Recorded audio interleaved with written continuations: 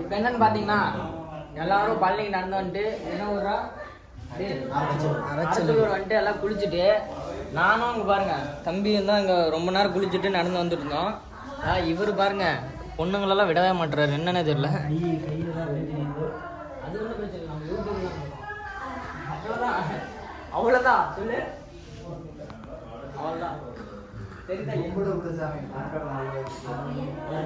இவர் கஜா இங்க படுத்திருக்கிறாரு.